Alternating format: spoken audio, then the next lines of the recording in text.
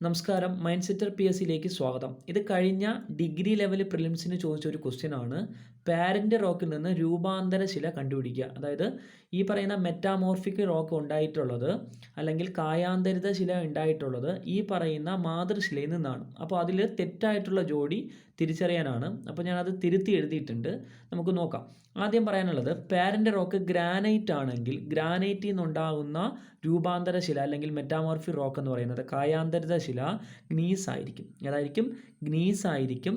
ഈ പറയുന്ന ഗ്രാനൈറ്റിൽ നിന്നുണ്ടാകുന്ന മെറ്റാമോർഫിക് റോക്ക് ഗ്നീസ് ആയിരിക്കും. അപ്പോൾ ജി ഓർക്കുക, ഗ്രാനൈറ്റ്, ഗ്നീസ്.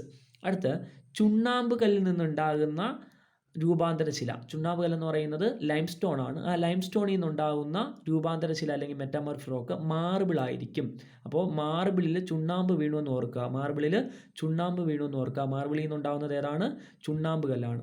അടുത്ത്, ഷെയിൽ എന്ന് പറയുന്ന പാരന്റ് റോക്കിൽ നിന്നുണ്ടാകുന്നത് സ്ലേറ്റ് എന്ന് പറയുന്ന കായാന്തരിത ശിലയാണ്. അപ്പോൾ ഷെയില്, സ്ലേറ്റ്, അത് ഉച്ചാരണം ഒരുപോലെ ഓർത്ത് വെച്ചാൽ മതി. ഷെയില്, സ്ലേറ്റ്. അപ്പോൾ ഇനി ഇതായിരുന്നു തെറ്റായിട്ടുള്ള ജോഡി. അപ്പോൾ മണൽക്കല്ലിൽ നിന്നുണ്ടാകുന്ന മറ്റേത് ഒരെണ്ണമാണ് കൊടുത്തത്, അത് തെറ്റായിരുന്നു. മണൽക്കല്ലിൽ നിന്നുണ്ടാകുന്ന രൂപാന്തര ശില എന്ന് പറയുന്നത് ക്വാർട്സൈറ്റ് ആണ്. ഏതാണ്? ക്വാർട്സൈറ്റ് ആണ് മണൽക്കല്ലിൽ നിന്നുണ്ടാകുന്ന രൂപാന്തര ശില. അപ്പോൾ അതൊന്ന് ഓർത്ത് വയ്ക്കുക.